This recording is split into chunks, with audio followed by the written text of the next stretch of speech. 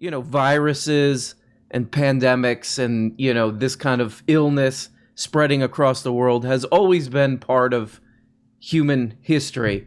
But there's this thing going on right now where people are using this to villainize a certain part of the world, namely China. What's your take on this? What's going on here?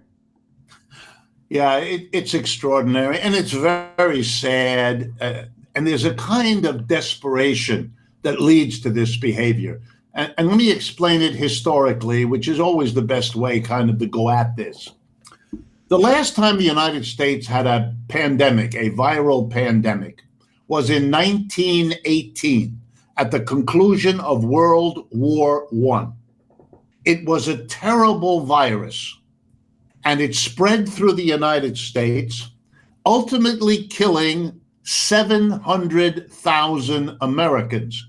By the way, that's still 100,000 more than have so far died from COVID here in the United States. So at least as I'm speaking to you, that was even worse than the one we're suffering now.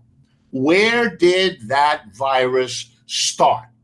Answer: in an army base in the state of Kansas in the middle of the United States.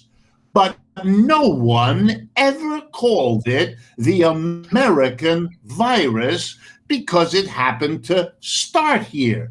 Nobody in their right mind thought to give a virus a nationality because that's really weird.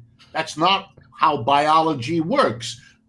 National boundaries are something human beings do. Nature doesn't do that.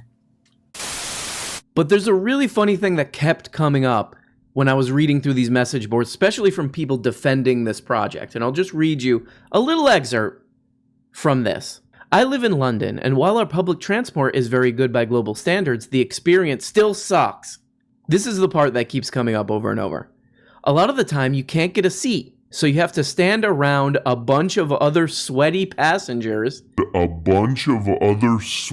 Individual transit means it picks you up where you are, on your schedule, and takes you directly to where you are going, with no stops along the way. Edit, and with no one whom you don't want to smell. That's really weird.